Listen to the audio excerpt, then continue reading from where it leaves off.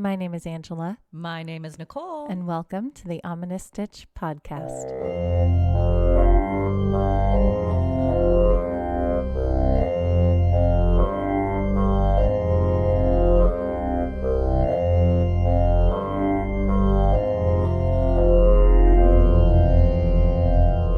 Hello, Stitchers. Hi, everybody. Welcome back to another amazing episode of the Ominous Stitch podcast. Welcome back. Welcome back. Welcome back. Welcome back. Welcome back. Hey. How's everybody doing today? It's almost Christmas.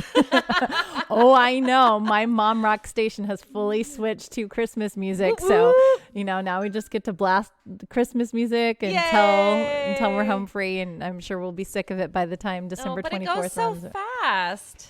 I guess. Yes, it does. Because, I'm not always a very good planner. And so a lot of things just kind of naturally occur. But we do have a lot of celebrations that happen in our family at the end of the year. So it does make everything go fast. Right? So it's my dad. Hey, Mike, his birthday is in a couple of days. Whoop, so we have my father's birthday, and then we have my husband's birthday a few days after that. Whoop, whoop. Then Thanksgiving, and then my anniversary.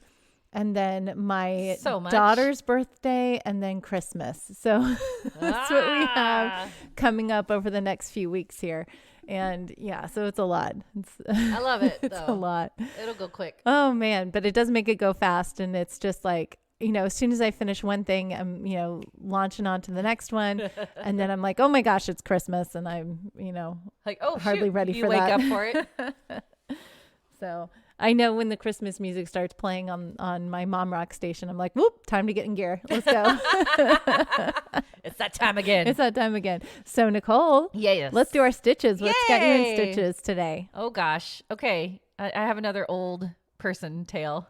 Uh-oh. So it's lunchtime. I'm working from home, and my husband and I are like walking out the door. We're going to go get some lunch.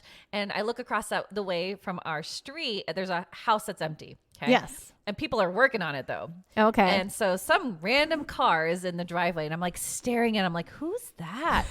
And I think my brain just froze. And I went to take a step. I've been in my house for almost 10 years now. Yeah. You'd think I know my house. No. I went to take a step and I totally missed the step. Oh, no. And I fell. I crumpled and I rolled on my ankle. Oh, I do that too. I've done that in my garage. So really? I don't have the excuse of living in my house for over 10 years. We've been here for 1 year. Well, but see, then you're okay. There's a step, and I've missed that step several times and rolled my ankle. I'm like, why? I know there's a step. Ouch. Yeah. Okay. We're getting old. Yeah, I think it's our brains. That's it. Yeah. So I'm laying on the concrete, in a ball, and I can't move. My ankle's throbbing. Matt's just I don't know what to do. And I'm like, go get me an ice pack. He's like, okay. He brings me this dinky one. Oh, no. And I'm like, this isn't cold. It's not doing anything. So he gets the really big one. I have to just sit there. I'm like, have you ever watched The Family Guy? Mm-hmm. When Peter falls and he's like, ooh, and he's laying, he's just rocking back and forth for 5 minutes. That's how I felt. So I totally rolled my ankle. It took me the whole weekend to ice it and get better. And it's still you can see it. Are you still swollen? Yes. Oh, my husband looks and he's like, it's definitely swollen. I'm like, I know, right? I heard it so bad. So, it's the little drawback, but thankfully I iced it enough, and rice, right? Yes. I learned that in college. Yes. That was a big thing at my college, it was really funny because everyone, you have to take PE in college. In college. In college. Our PE instructors were in their 90s. No joke. Kidding me. They were in their 90s. Why? Because they're old. I know, but wouldn't you retire by then? Oh my gosh. Okay. And here's the annoying thing is that they were so fit and had so much energy. It was crazy. Okay, I want to be that 9-year-old. We were, the kids, we'd come in, we're in our 20s, and we'd be dragging. Tired. And they'd be like, come on, young people, wake up, let's go. And then they're running the track with us. We're going to do 2 miles today. Wow. Run the track with us. Or we're going to do a mile swim, and we jump in the pool, we swim. And I'm just like, I can't swim that long. But yeah, insane. The coach, and they were in their 90s. That's they amazing. were insane. Wow. Yeah. Okay, I want to be like that. Well, I don't. I just want to be able to like move when I'm 90. I know, me too. But I was like, okay, so welcome to California where everyone's fit. My gosh. And not me. Yeah, me, my Texas-ness coming from Texas, and everyone like a lot of my friends, this was also in the 90s. A lot of my friends were like smokers and, drinking and eating fried food. And we're around musicians, and that's all they do too is they smoke and they play, and that's it. Yeah. And then I moved to California, and everybody's like healthy, and we have these like really old coaches that are just like, come on, young people, get into it. And I'm just like, no. Yeah. Well, I'm on my recovery. Oh, good. I'm so glad you're recovering. I'm so sorry. But it's crazy. Thanks. But I was like, my brain farted. Like, where did it go? There's no step here. I can just walk. I'm on air. It's okay. Your brain, all of your brain power was taken up by who's across the street. Yeah. And I never do that because my brain, I'm so like, I have a million things going on in my brain. I have to do things. I'm multitasking all the time. Where did that happen? Like, where did that come from? It's just like, boop, where did it come from? Why bother? Does it matter? Why must our silly pride ruin our chances? Sorry, that's from an opera I did a long time ago. Good job. Thank you. No idea. Anyway. So there you go. I'm old. Oh, no. It happens. Brain farts happen. Super brain fart. Yeah. To the point where you hurt yourself. I know. Don't hurt yourself again. But can I say you and Matt are so funny when you hurt yourselves, you're both like, ah! Yeah. Like, what do we do? Brain fart. It's so funny. Anyway, what's got you in stitches? Okay, so you guys, I did something I've never done before. Okay. Never done before. What? In my 46 years of life. 46 years. 46 years. What did you do? I colored my hair. You're insane. I love it. No. Okay, don't get me wrong. Your hair's gorgeous, this color. But I was 13, I think, when I first dyed my hair. Oh, really? Yeah. So 46 We're so years. the opposite on that. I mean, I've done highlights before. I've had highlights in my hair, but I've never like done a full color in my hair. It looks so good. And thank you. I love it. And it's really funny because like I'm a natural blonde. It's like a honey blonde. Yeah. I've never thought of myself as a blonde. It's almost like I surprise myself every time I look in the mirror and I'm like, oh yeah, blonde hair. I don't know why.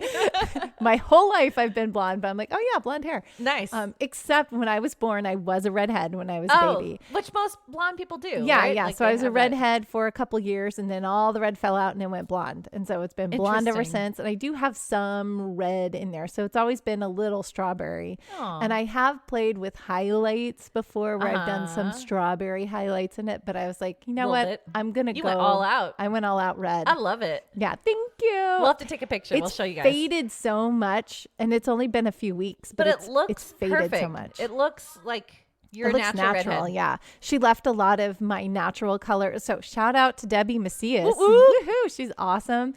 But she left my natural color for highlights. I love so that. I do have some blonde streaks like in the top. Inside, yeah. And then the way that she colored it, she knows that my ends would take a lot of color. So she waited to the last second to bring the color through there. Nice. And we didn't take it all the way to my roots because it looks more natural if you don't do that. Yeah. Don't ever want to do that. Yeah. I feel like that's like the old school way. Yeah. So who was your muse? Oh, okay. So Isla Fisher. We've been watching a show called Wolf Like Me. Have you heard about this? No. Okay, so it's a show with her and Josh Gad. Oh. I think it's on, I want to say it's on Peacock, but I'm not sure what streaming service probably it's why. on. But I think it's on Peacock. Okay. And it's had a couple of seasons already, but they're in Australia. And she's a werewolf. I mean, that's kind of like the whole thing. She's a werewolf. But I was just like watching it, and I love her hair color. I was like, pretty. I can do that. That would look good on my hair. Yes, so, you did. Yeah. So I did. Yay! Yeah, we'll post a photo of Angela because she looks so awesome. I love it. It feels like it's my natural color. It does look like it. I was born this way. So, baby, I was born this way. But it only took 46 years to go back. Yeah. I love it. Thank you. Good job. Yeah. And you have red too. So solidarity. Sort of. Yeah. But yours is still like leftover from. It's like a pink red from my costume. Who were you for Halloween, Nicole? Pennywise. Yeah, you were. guys saw the socials. I put a lot. I made her post. I was like, put it on our social media. I loved it, and everyone loved it. So, but yeah, it's just it's like so it's like a pink. It's like a rose colored now. I love it. That's very pretty. Yeah. Yay! Huzzah for redheads. Huzzah! Okay, I have no idea what we're talking about today. Really? No. You just said watch this movie, and I'm like, okay. And then I try to get ideas on what the topic is based on the movie that we watched, but I'm like, I don't know what we're doing. I forgot. Well, you know. I know. I just looked. She's looking. Ooh. I'm excited. I'm very excited this week because I found some pretty cool things that I'm like never knew. And I really enjoy this. And their movie ties in so well. So I'm so excited. You'll learn things you never knew. Have you ever heard the wolf cry to the blue corn moon? I pulled that out of nowhere. I was like, what is that from? Oh, yeah. The Disney movie that not many people watch. I know. I love Pocahontas. The music's gorgeous. Yeah, it is. It's great. But yeah. Okay, but before we do that, we have Stitch time. Yes, I'm excited. Oh, it's going to be so fun. Okay. Should we get stitching? Yes. Let's get stitching.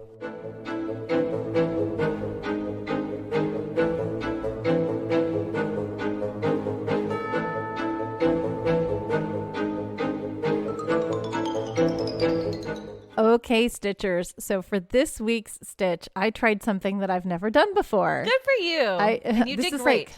Well, don't look too closely and don't look at the back of it. But I have a fix for that I'm going to do that I didn't have time for. But I was, inspired by the holiday music on the radio. It's the holiday season. Da, da, da, da, da, da. And we all need to start doing holiday things, thinking of gifts to give to people. Oh, I'm on that right now. I know you are.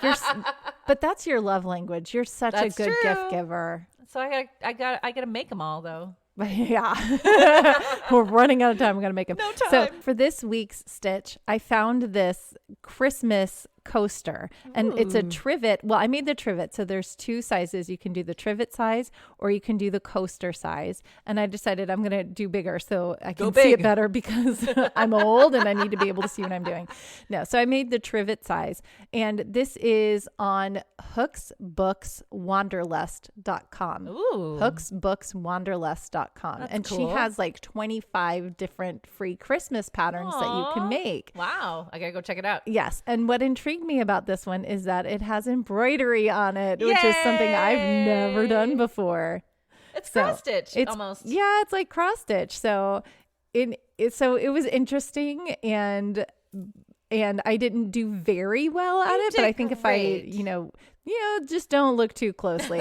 But what I loved, what the pattern says, it's a snowflake that I embroidered on the trivet. I love it. And what I love that she says in the pattern is she says, no two snowflakes look alike, so it's okay. Have fun with it. And She's I'm like, right. Yeah, okay. I love it. But, it was really fun to do. And it's a pretty simple thing to do as well. Mm-hmm. And it's quick. So what I did is I followed her instructions. I did use a smaller yarn than what she used.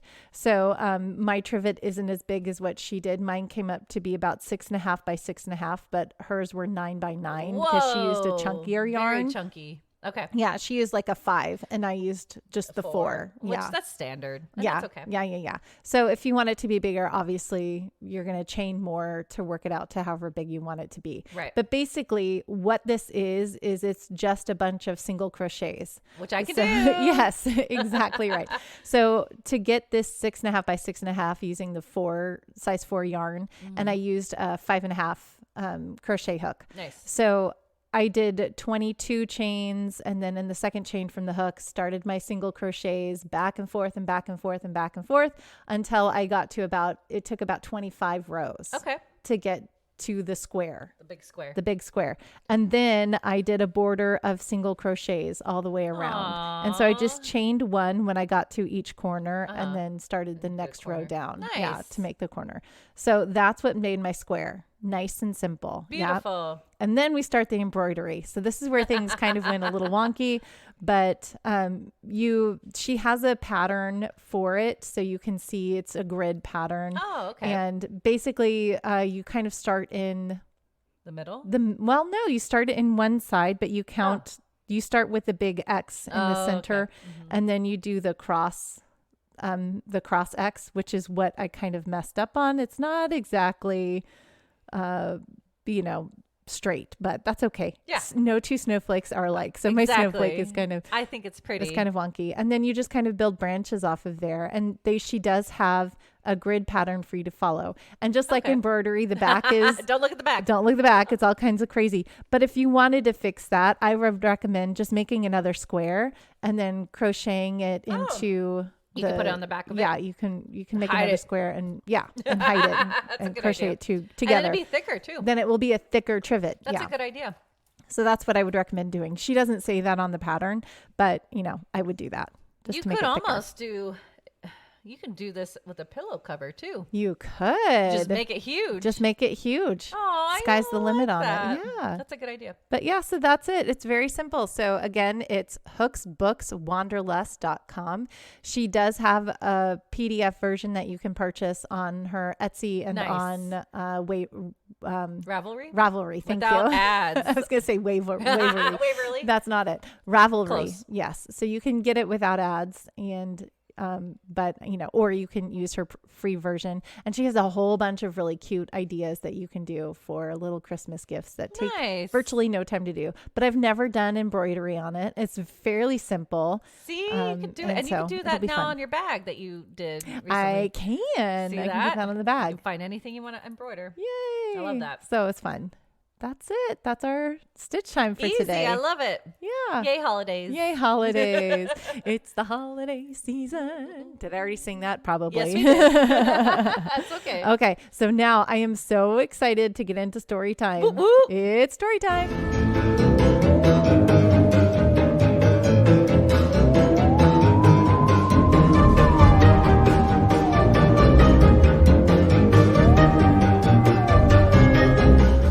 Okay, I'm so excited about this week. I'm so excited, and I just can't hide it. What are we doing?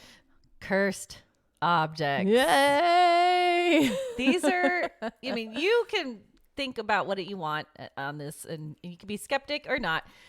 But there's some pretty cool stories behind some objects that seem pretty cursed. Yeah. Okay, but let's talk about curses or hexes or jinxes or tatari or the evil eye. Ooh. Now, these are all basically expressed wishes of misfortune or adversity that can be attached to one or more persons, a place, or an object. Typically, these are made effective by a supernatural or spiritual power and is summoned by some kind of spell or magic. There is a way to revoke or remove the curse, but often requires elaborate rituals or prayers. Angela? Yes. Do you believe in curses? I believe in the power that, let's see, I guess maybe the power of suggestion. Oh, okay. Yeah. Does that make sense? Yeah. So I believe that if someone believes that they are cursed, then they will draw that energy to themselves. Okay. And they will see only negative things happening around them. I know a few people that they're that way. It's called pessimism. Oh no, everything is bad. They got the Eeyore syndrome. Exactly. Yeah. So I don't know if I necessarily believe in the objects being cursed themselves and having power like that. Okay. I'm not opposed to that idea. So okay. Yeah, we'll see. Maybe this week's episode will change your mind. Okay. We'll see what you say. Okay. But as I mentioned, there are different types of curses used in various cultures. So in Hindu culture, the sage or rishi has the power to bless or curse. Those first examples are from various cultures. Jinxes are common in African American hoodoo. Evil eye is within the Middle Eastern and Mediterranean culture. And hexing stems from the German people, which includes the Pennsylvania Dutch. Oh, yeah. Okay. Hex. Curses are even mentioned all over the Bible, where God curses the serpent and the curse and mark of Cain, the plagues of Egypt, etc., etc. Okay, so they're everywhere. They're everywhere. Okay, so you were talking about cursed objects and maybe not believing them, right? Well, we did talk about cursed situations and objects in previous episodes. You might not think of it as a cursed object at that point, but remember the filming of Poltergeist where they used real human remains?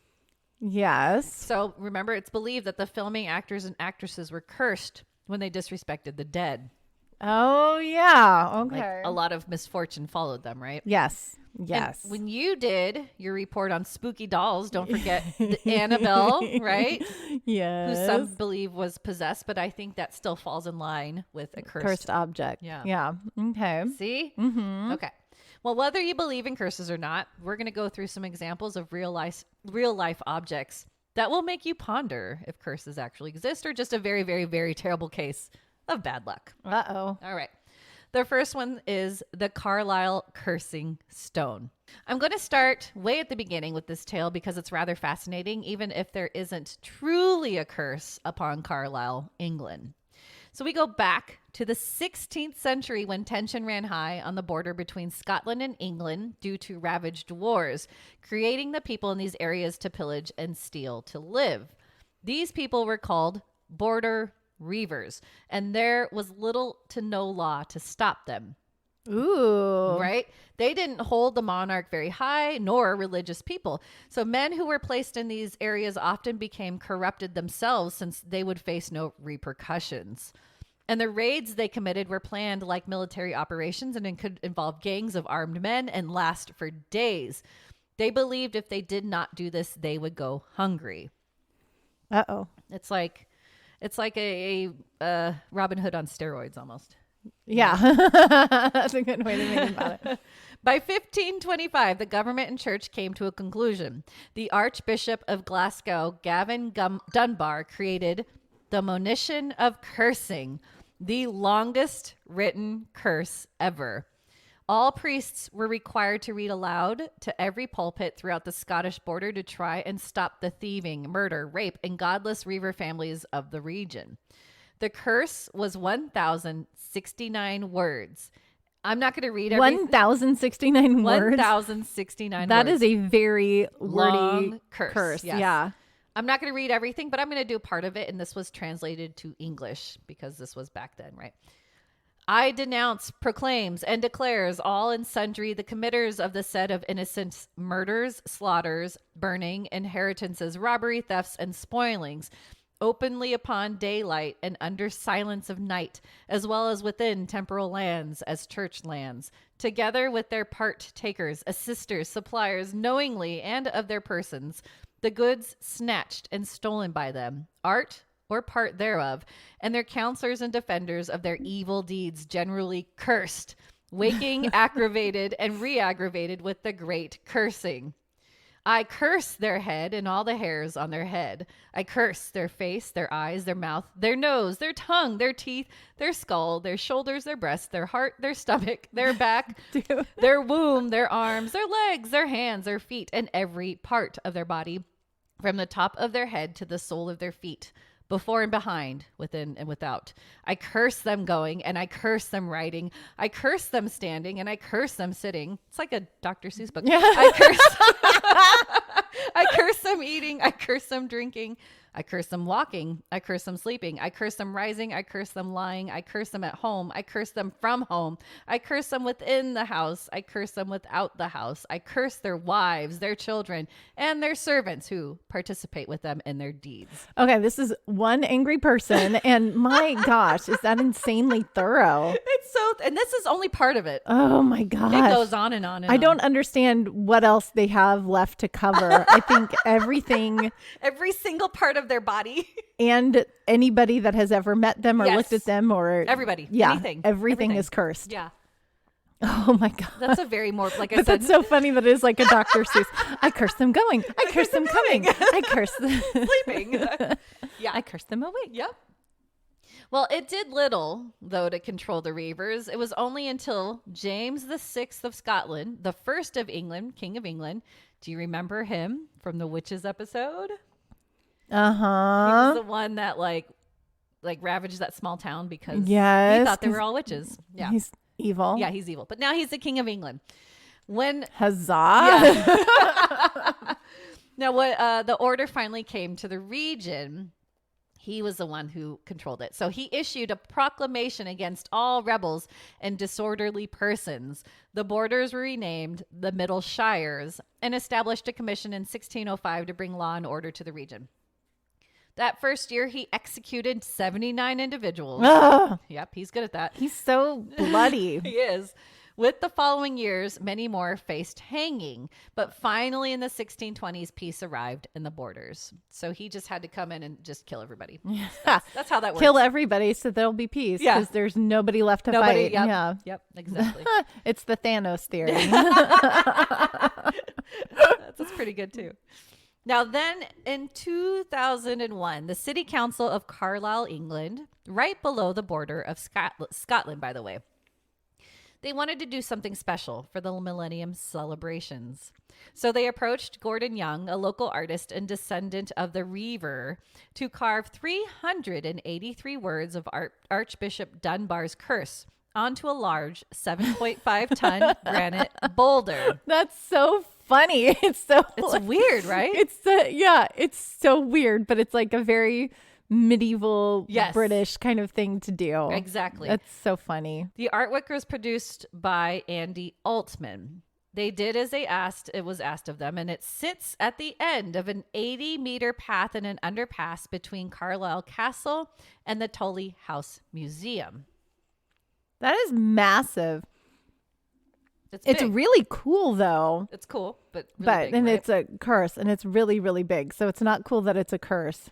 Exactly. But it's, yeah. As soon as the art installation was finished and placed, Carlisle seemed to face misfortune after misfortune. Uh-oh. That same exact year that it was erected, the outbreak of foot and mouth disease took hold across the United Kingdom, but ravaged Carlisle and the border of Scotland. So I took a map. I'll put this on socials. But if you see how many outbreak right there, you see that red? Oh, yeah. That's the border. That's where Carlisle is. That's crazy. So just don't write a curse and put it in stone and put it right in the middle of your town. I mean, I don't know. Yeah. So the cursed stone is said to be to blame for the brutal murder of 10-month-old Hassan Martin in Carlisle's Scotch Street Greg's Bakery in 2003 and wounding the boy's mother and grandmother. No. Yeah, apparently he was depressed, the father, and angry because he was separated from the boy's mother, Lorna Martin, and failed to gain access to his son. So they were like, that little boy died because of that rock. No, the little boy died because the dad. The dad. Then they attributed the curse to the most devastating flood Carlisle had seen since 1822. January 7th of 2005, rainfall was so severe that the River Eden flooded. It was so bad that the city lost electrical power by lunch. It was reported that 3 people died and many homes and businesses were flooded. Schools had to close and all of Carlisle's buses were damaged.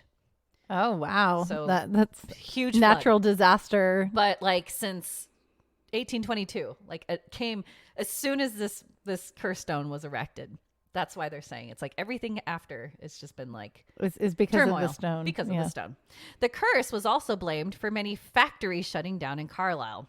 I don't know that that much. Why do they still have the stone? I know. I'll go into that. Because they need a scapegoat? Is that why? I don't know. Oh, my goodness. But then the curse was blamed for the Carlisle United soccer team to drop down a league. I love it. That's a better use for the curse. Right? That's funny. That's a little bit very funny. I curse the ground that you play soccer the soccer pitch. Yep. Yeah. Or football, what they call. So local councillor Jim Tootle was the one to speak up first to say that the stone brought back the curse set forth by Archbishop Dunbar centuries ago. He suggested that the cursing stone be removed or destroyed, but the suggestion was passed by city councilors. What's crazy is Tootle in 2011 died suddenly from what doctors believe a cardiac arrest while receiving kidney dialysis. It was the curse. Exactly. That's what they're saying. It's like, isn't that weird and ominous that like he's the only one saying to remove the rock and now he's the one who died? Well, I don't think he was sick, but that's funny. I mean, it's not funny, but isn't it ironic? It's ironic. So the latest article I could find about the stone was March 2023, and it seems like the stone is still in its location in Carlisle. That's so weird. But why would you do that, though? I don't know. It's weird that they decided to erect a curse. I mean, it seems like that, or put the curse in the stone. It seems like it was just a big, like, people were drunk one night and like, wouldn't it be funny if we... They're all at a pub. Yeah. Of all things to memorialize, why the curse? No idea. And why did no one think that it was a bad idea? Yeah. No. Bring bad omens and bad juju to their town? Because they thought they were invincible? I have no idea. I just think it's I think it's cool in a way. Like, oh, that's a cool, like, makes people think and remember your past. But why do a curse? Yeah. But anything else? Yeah. I don't know. All right. We're going to move on. People of Carlisle, you brought this along, brought this on yourselves. Right? It's kind of... Don't do that. Okay. Time out real quick. Yeah. There's a fire on Agua Dulce Canyon Road, which is where Matt is? Yeah. Oh, cool. So just so you know, if you want to text him or anything. I'll text him here because Ozzy's got my phone. That's what the helicopters are doing right now. Apparently there is a fire on where? It's Agua Dulce Canyon and the 14 southbound. So on his way back here. There is a back way to come here that won't take him on the 14.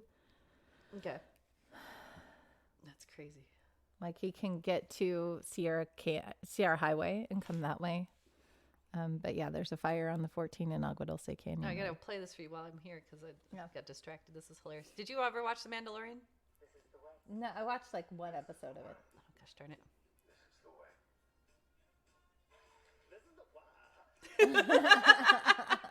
I love that. Anyway. This is the why.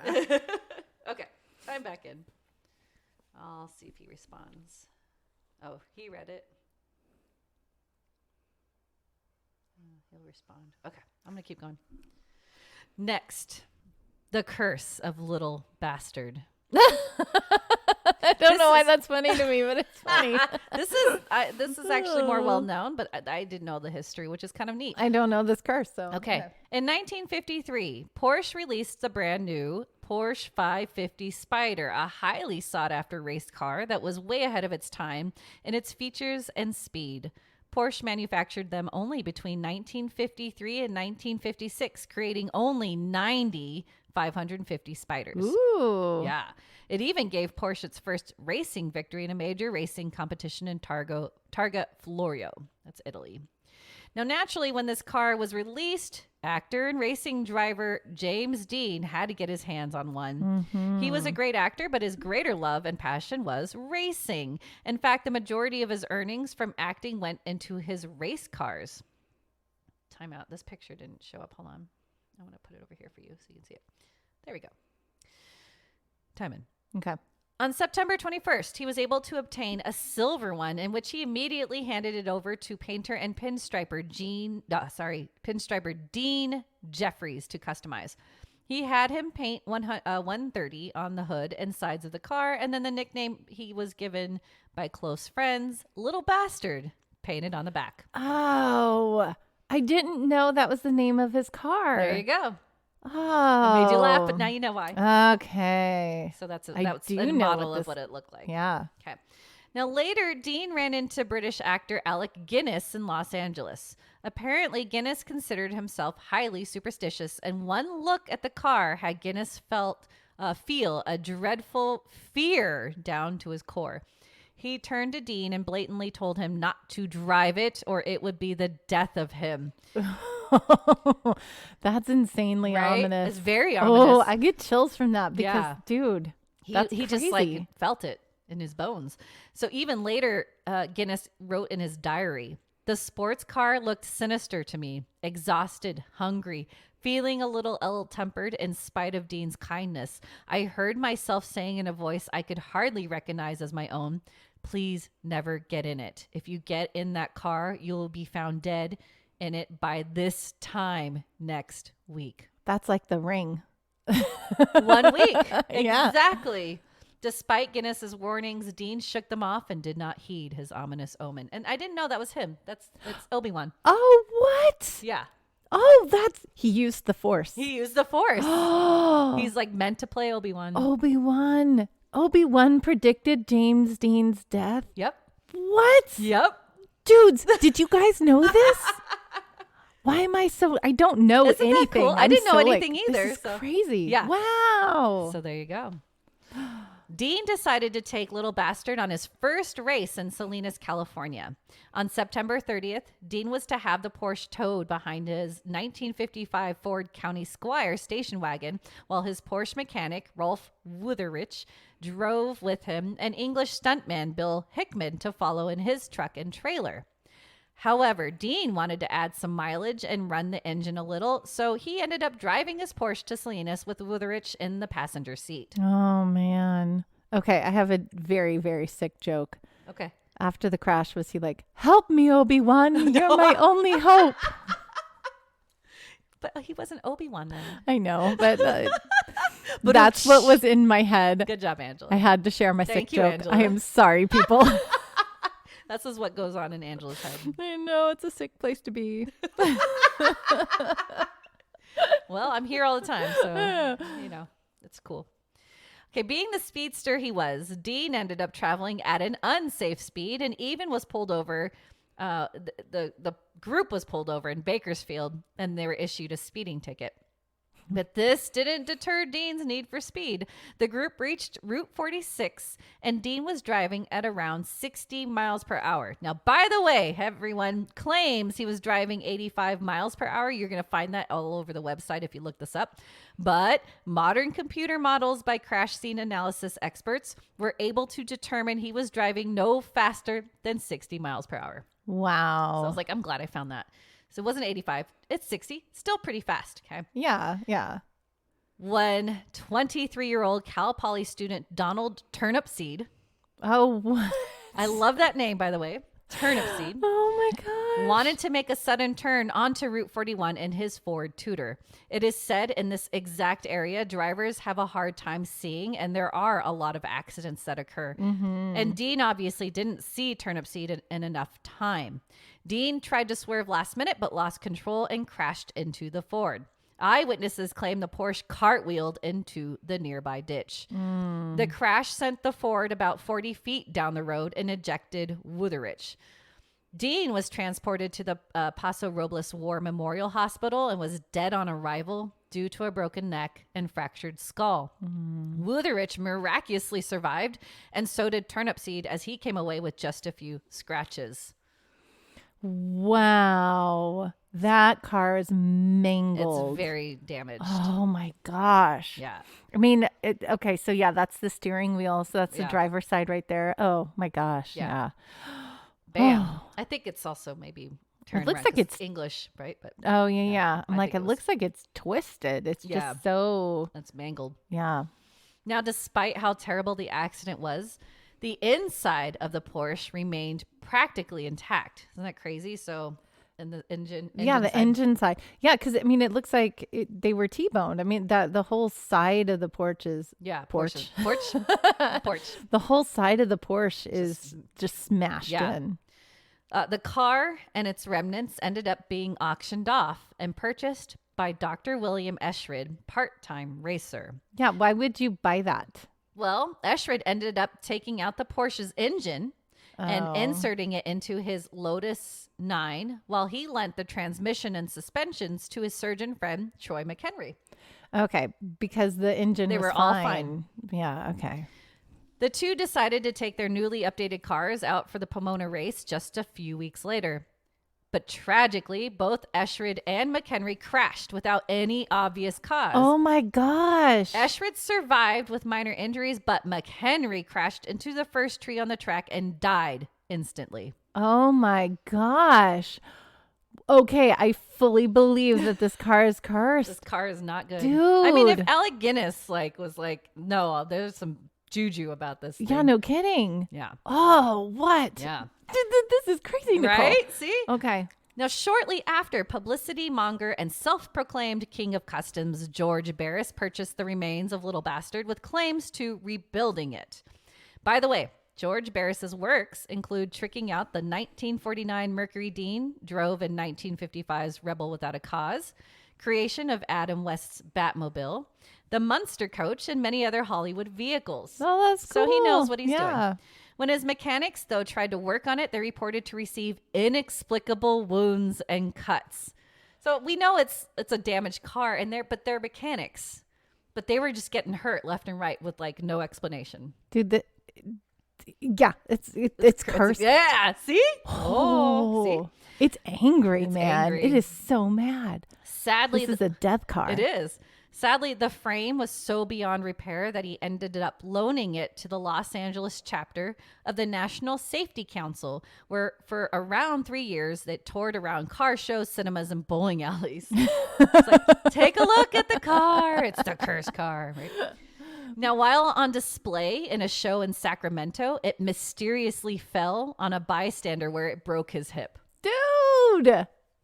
Yeah, got too close. Insane. Apparently just fell out of like nowhere. Yeah. Oh my gosh. It's like trying to kill people even though it's not running. I'm going to get you. Okay, then in March of 1959, the Spider was held in storage and suddenly it burst into flames. What? In storage? In storage. And it's not running. It's not turned on. It's got no gas. How did it do that? We don't know. When the fire was put out, though, they noticed it suffered very little damage. 2 melted tires and some singed paint. And thankfully, the fire didn't even spread to the other vehicles in storage. What happened? No idea. At around the time, Barris had just sold a pair of tires from the original Porsche. And while the new driver was out with those tires, they both blew at the exact same time, causing the owner to careen off the road. Holy crap, Nicole. Right? There's so much more than just being James Dean's death car. Yeah. What? It just keeps going. See? Cursed. This is, I can't say anything else. This is crazy. It's crazy. Yeah. Wow. Now, I like this story, but yeah, because it's very crazy. Right. This is, wow. Okay. I can't say words. It's so hard because it's insane. This is so crazy. Bonkers. Later, when the Porsche was to be transported to a road safety expo, it fell on the driver, George Barkis, and he immediately passed away. Oh my gosh. Finally, in 1960, Little Bastard was put into a sealed boxcar to be transported from Los Angeles to Miami. The Porsche completely vanished on this trip. In 2005, a $1 million reward was offered to anyone who had information on the missing cursed vehicle, but to this day, its whereabouts are still unknown, with the exception of the transaxle. It was discovered stored in a crate for 30 years, which was sold by McHenry's widow after he passed. The item was sold at an online auction on May 21st, 2021, and sold for $387,000. It now sits in Zach Bagans' the Haunted Museum in Vegas. I was like, who would want this? Who do you think would want it? Yeah. Oh my gosh. Oh my gosh. That's insane. This is insane. I feel like it's Jumanji board. Jumanji? Right? It's like waiting to resurface to claim somebody else. It is evil. But where did it go? I know. I don't know. I have no someone idea. Stole it. Somebody had to steal it. But why? I'm hoping it's not like causing problems for whoever. Well, stole of course it is. Yeah. Of course it's causing problems. Maybe they threw it into the sea. They're like, I don't want this anymore. Go live with the Titanic. Yeah. Oh my gosh. That's crazy, Nicole. So isn't that fun? Okay. Yeah. That's a good story. I'm scared that the car is just going to show up on my doorstep one day. I'm sure I'm going to be dreaming about it. I'll be like, little bastard, get out of here. It's not even running. It's still killing people. Yep. Oh my gosh. And Zach Bagans is insane. Yeah. Everyone knows that. But yes. To have that. Crazy. You ready for the next story? Yes. Okay. You thought that story was crazy? You ready for some more? Yes. This one was pretty interesting. It's still hard to explain, and I love it. Okay. The crying boy. The Crying Boy. Italian painter Bruno Amadio, most known as Giovanni Bragolin, painted a series of portraits of young children crying. It is said he painted these for tourists as a reminder of the orphans that were created from World War II. Mass prints of the painting became popular in England, and it was estimated that about 50,000 were sold just in the UK alone. And this is what it looks like. Ooh, why? Why would you do that? Why make those paintings? It's an homage, right? No. World War II. No, I know, but like, why do you want to have that? To evoke sadness? I know, but why? I don't know. But it was popular. People were hanging them up. All right. Then in September of 1985, a British tabloid hit stands with the headline, "Blazing Curse of the Crying Boy." And the news article explained how a mysterious fire broke out in a couple's home of 27 years and that everything burned down except for the painting of the crying boy. Oh, no. Let me rewind a little, though. That's insane, Nicole. Yeah.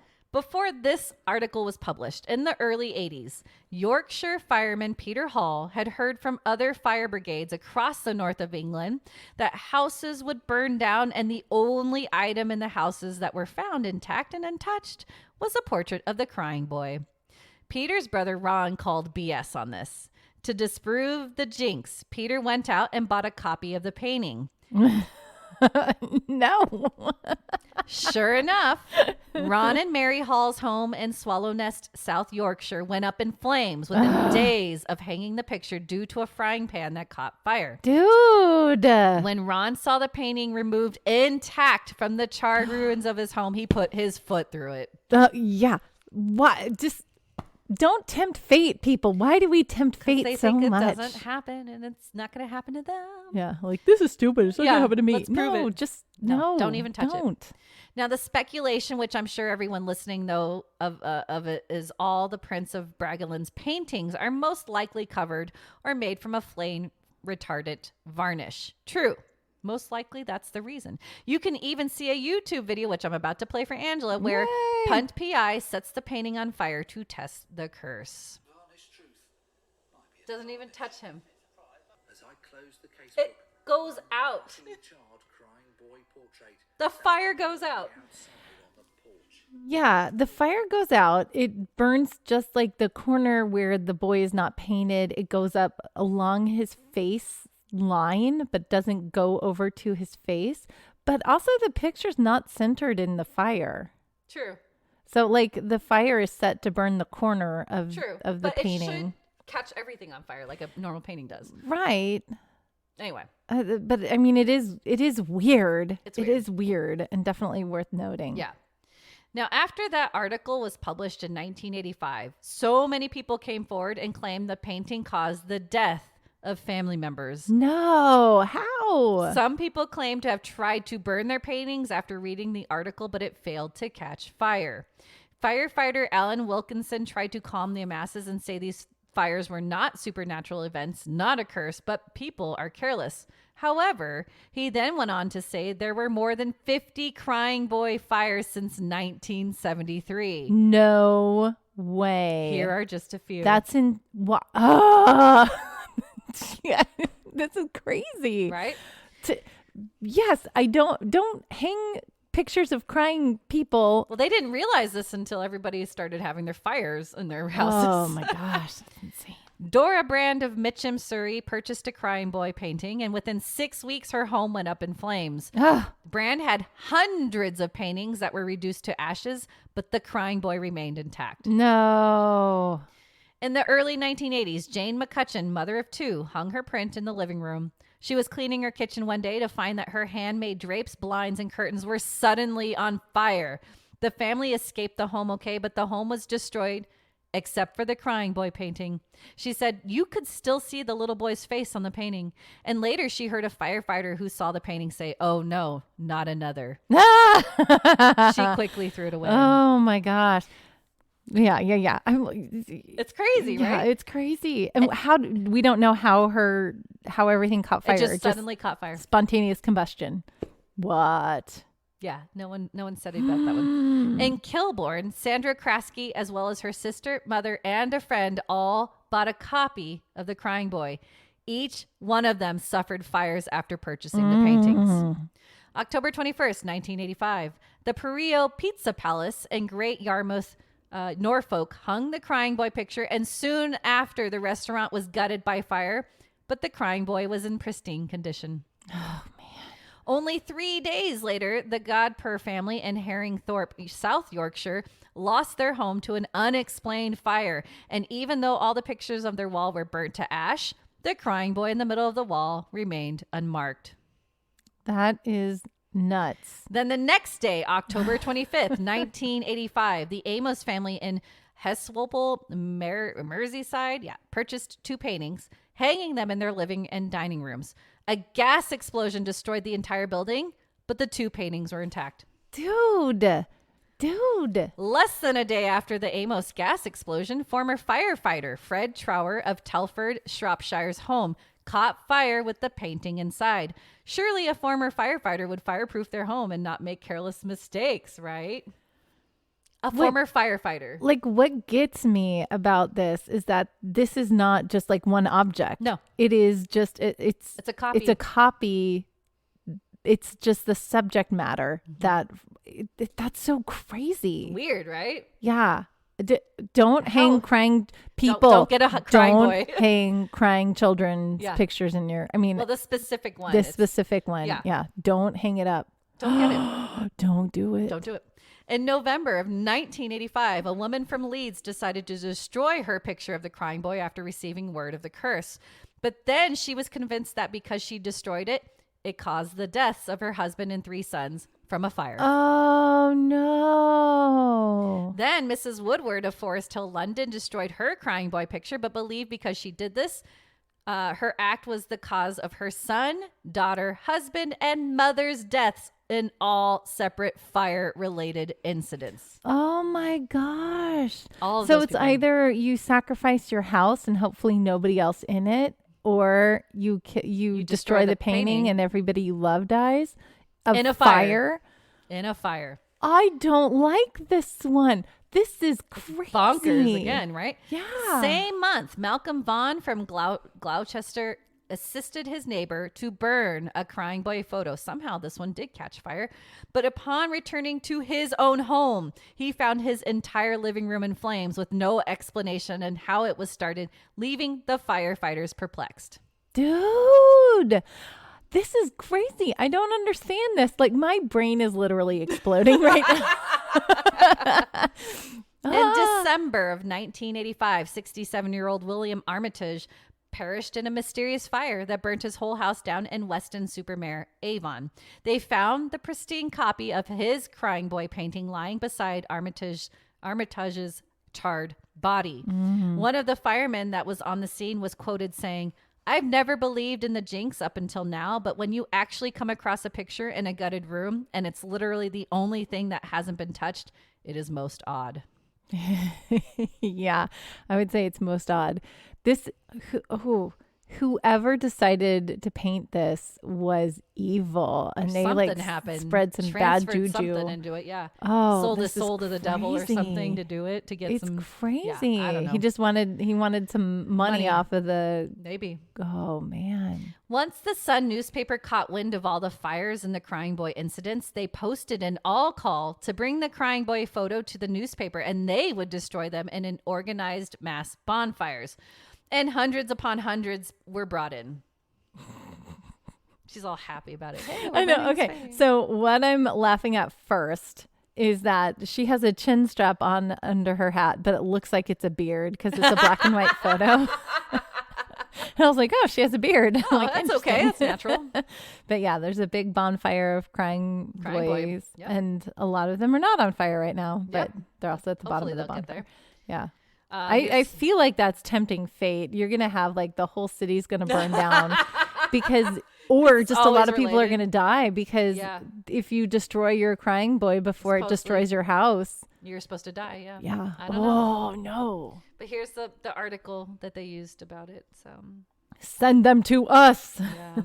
We have no logical answer. Oh my gosh. But see, they did burn. So why not in all those homes? So that's what's so mysterious about this. If they burned in a bonfire, why wouldn't they burn in everybody's home? Because they're cursed. Because they're cursed. Yeah. Oh, wow. This one so broke my brain. Yep. It's crazy because it's not a singular object. There's multiple of these crying boys, and the same thing happens to everybody that has them. Yep. And it needs to be a movie. It feels like it's a movie. It should be. That's a good point. The crying boy. Okay, lastly, note from the EMOU website. In Northern England, it is officially forbidden to hang the crying boy in your home. I don't know how people actually regulate that, but isn't that crazy that their fear was so big about it that they're like, no more. Yeah, no more. Yeah. Don't buy this painting. Don't hang it. Crazy, right? Very crazy. I got one more. Okay. This is insane. Okay. And I know this was from back then, but the oddities of this, it's crazy. Okay. This is called the conjured chest. The conjured chest. Okay. All right. It looks like a normal piece of furniture, but I know it is not. So okay, we have a cursed item that has claimed 15 souls and harmed and ruined 3 others, which resulted in its donation to the Kentucky Historical Society in hopes to stop the body count. The item, as I said, is called the conjured chest. Now, the start to this cursed chest was first described in a letter from Virginia Carey Hudson Cleveland, 1894 to 1954, to her daughter, Virginia Carey Hudson Maine, 1916 to 1989. The story was passed down from Cleveland's grandmother, Eliza, when Virginia was just a small child. In 1830, Meade County, Kentucky, a beautiful chest was hand-carved by an enslaved man named Remus. He was making it under the orders of his master, Jeremiah Graham, in preparation for his firstborn. Graham was known to be a very cruel slave owner and punished them to the point of torture. When the finished chest was presented to Jeremiah, he got pissed because he didn't think it was good enough for his baby and family. Jeremiah turned on Remus and beat him so badly that Remus passed away from his injuries. Oh my gosh. The other enslaved African Americans were so upset by this that they wanted to avenge Remus's death. Among them was a conjure man, someone who practiced spells and curses in his homeland and now in America. They were able to attain the chest and sprinkled dried owl blood inside the drawers while chanting over the chest, casting a sinister curse on the Graham family members. Jeremiah unsuspectedly moved the chest into the baby's nursery. But strangely, anytime someone placed their clothing into the chest, mysterious deaths were to follow that specific owner or their loved one. The first victim, sadly, was Jeremiah's infant child. Jeremiah's twin brother, Jonathan, had an older son, and they ended up placing his clothing into the chest. On the exact day he turned 21 years old, his body servant stabbed the boy, too. Then Amanda Winchell Graham, sister-in-law to Jeremiah and Jonathan, their brother Moses was married to her, took the chest and threw it in their attic. Next, it's not detailed, but I'm guessing Catherine Winchell must have been the sister or cousin of Amanda Winchell Graham. Catherine ended up eloping with Irish immigrant John Ryan, and Amanda told them they could live on the land that was owned by the Grahams. So Amanda also gave the cursed chest to them for both to use. The two happily settled down, but realized that farm life was harder than they thought.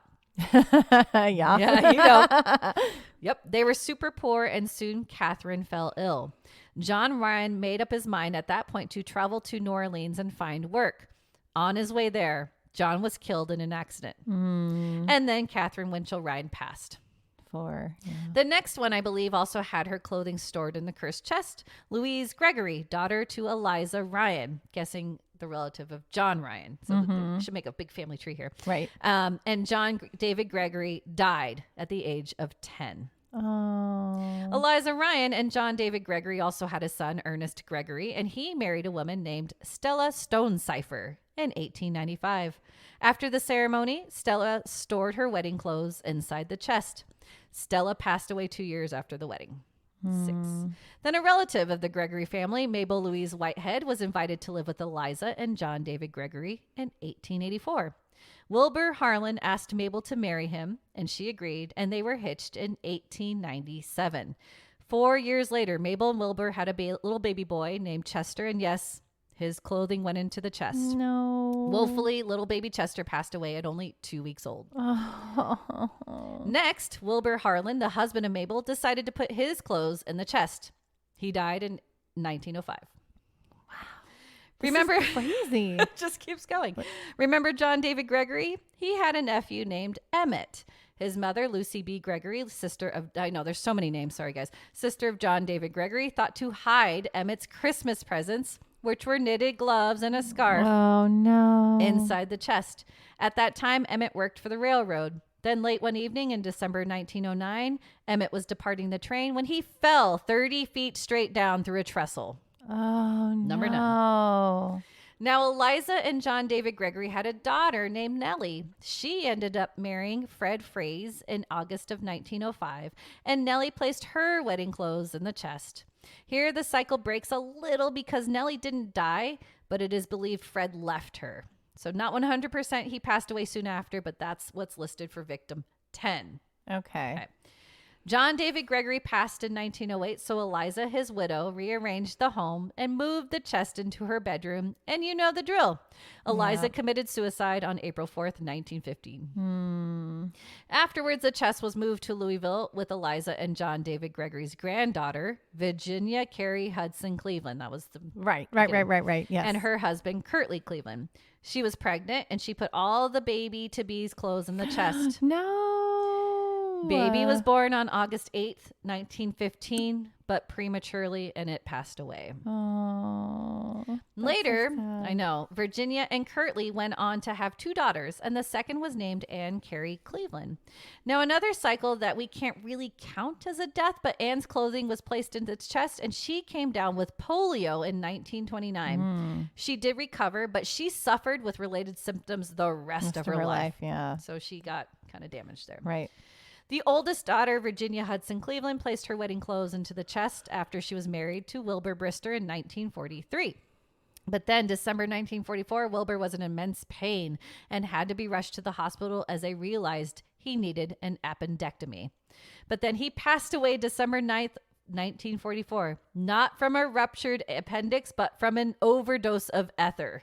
Oh my gosh. Number 14. That's crazy. When Virginia and Curtly's neighbor, Herbert H. Sonny Moore Jr., threw his hunting clothes in the chest, Moore was killed in a gun accident at a neighbor's home on April 5th, 1946. Number 15. I feel like these stories would have gone along with the chest, and right? like people like, would have been like, don't put your stuff in there. But they weren't connecting the dots, apparently. Connect the dots. La, la, la, la. Then Virginia and Curtly's son Richard placed his clothes into the chest. Less than a week later, there was an incident at school, and he was stabbed through the hand. No. So he didn't die. He didn't die, but still, that's crazy. He got hurt real bad. Virginia finally caught on to the pattern of misery with the conjured chest. And thank the Lord, my goodness. Yeah, she didn't want anyone else to be hurt or die. Virginia had a maid named Sally who worked for her most her life, and she asked if she knew anything about breaking a conjure or curse and told her what has happened in the family. Sally agreed to help and told her she needed a dead owl brought unasked by a friend. Then she would need to gather leaves of a willow tree planted by a friend and boil them for 1 day while the owl watched. Next, I know. Okay. She needed to pour the liquid into a jug and bury it with the handle facing east under a flowering bush. There were major consequences to the ritual, though. If it was done correctly, either Virginia or Sally would die before all the leaves fell off the flowering bush in the fall. They were able to complete the ritual, and in doing so, Sally died the following September. No, Sally. She knew what she was doing. Oh. Apparently, to this day, there are owl feathers still in the top drawer to ensure the curse does not return to the chest. The catalog number of the chest at the Kentucky Historical Society is 1980.20.1, and the chest is not on display for the public. Okay, well, good. And I mentioned 18 victims. So Sally was 17. We count kind of. Remus is actually considered the first to perish because he was the one who created the chest. Yeah. So there you go. Wow. That's the conjured chest. I feel like I've said crazy a lot. That needs to be the take a stitch word for the day. I've said that a lot. Crazy. That's insane. New word. Insane. Wow. Bonkers. It's a beautiful chest. If you have somebody make a chest, don't be evil and mean to them. Just don't be evil and mean. Just in general. Kill them over this. I know. Isn't that crazy? It's beautiful. I don't know. I mean, it's beautiful. Look, I love the grain of the wood. And then I feel like people would catch on sooner than what they did. I mean, that chest went around the block for like everywhere. Years. Maybe they did know because it was kind of like in the family. Then it kind of went out of the family a little bit. But what was interesting was like people kept putting their wedding clothes in there. Like, let's get married and then we'll put. I feel like wedding clothes in, after the first time that happened, they'd be like, "Oh, let's don't do that." It's a bad, not curse, but bad. I mean, they may say curse, but bad luck. Thank you. Yeah. Oh, it's bad luck to put your wedding clothes because there's so many superstitions around weddings. You know, penny in your shoe and wear blue and old new. Yeah. So no, not this. They're like, oh, let's just throw it in this chest that's killing everybody. Like, what a beautiful chest. That's probably what they were thinking. Yeah. Look how pretty this is. It's so gorgeous. It deserves to have my wedding clothes. Or baby clothes. Oh, that's the one that kills me is all the baby stuff. Mm-hmm. So isn't that interesting? So now what do you think? What do you think about cursed objects? Well, the ones that you chose were so fascinating. Mm-hmm. Okay, the first one with the rock. I mean, the people they're just they dumb. Did that to themselves. they did that to themselves. Mm-hmm. Little bastard one. That one was the most crazy to me. I'm like, that is a death car. And it's possessed. Mm-hmm. And I love that it's Obi-Wan that like figured that out. Yep. That's crazy. And then the crying boy, that I just, I don't understand that one. That one was just made by the devil. I mean, these objects they're cursed. Yeah. Right. They're cursed. They have to be. I believe in curses, guys. Yeah. Wow. So we'll probably do another like round 2 because there are a lot of other objects out there. These were the ones that stood out to me, obviously, but there's some other ones that I should touch up on that. Yeah. Some again, like, it's natural causes, but some of them are like, really? I don't think so. So yeah, it's so diverse. And so, wow, that was good story time. Yay! Good story time. If you guys like story time, tell us. We want to hear from you. You can email us at theominousstitch@gmail.com. You can also jump over to any of our social medias. We are on all of the things. Drop us a line, send us slide into our DMs. Is that the word? Don't slide into our DMs. That just sounds sleazy. I don't know. Just I'm trying to be hip with all the terminology. No, send us a message, drop us a line, jump on any of our socials, email us, or you can go over to podbean.com if you really want to connect with us and become a patron today. Woo-woo. So you can always go to Podbean and look up any of the show notes from this show or any other show, or you can click on that special little button that we always talk about to become a patron. If you're on your phone, it's a little red dot. If you are on your computer, it's in your upper right-hand corner. We love our patrons. If you want to become a patron, we will send you stuff. We will send you shout outs. There are special patron episodes that you guys can listen to. We have another one in the pipes that's going to be coming along soon. And it's just another way for us to connect to you. And it's also a way for us to continue this podcast for you guys. So if you want more of us, become a patron today. Yay. Wow. Okay. So we have one more thing to do. That's right. So let's dive into movie time.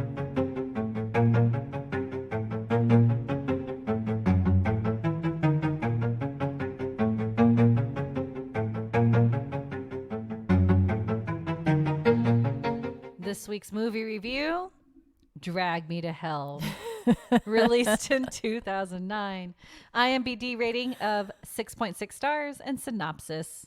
A loan officer who evicts an old woman from her home finds herself the recipient of a supernatural curse.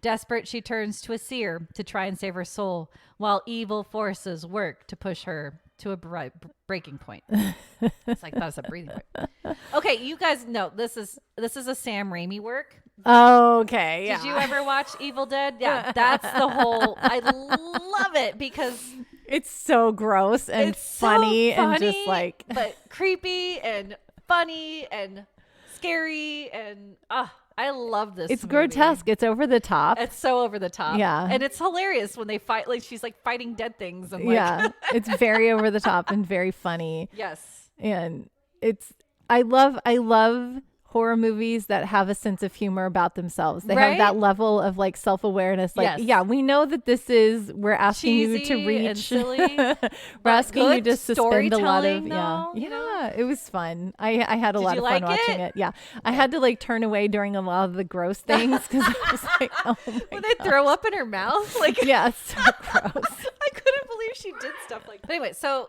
it's a really fun movie, but it's still so like captivating to watch as in a horror sense. Yeah. Because of like, it's cursed. It's a cursed and like. It's cursed. And then the whole twist at the end is really. Right. Yeah. And I remember that too, because I've seen this a long time ago and I was like, oh, it happens this way. But then I was wrong and I was like, oh, okay, never mind. It's cool. It's like you kind of sense that something's not right with the ending. Because the happy ending, because you get the happy ending at the end, it continues. And you're like, why is this going? When the happy ending goes past what you think the happy ending should wrap up and like, it should be a couple minutes, put a little bow on it, you're done. Right. And then it just kept going. I'm like, there's too many good things that are happening to her in this moment. Right.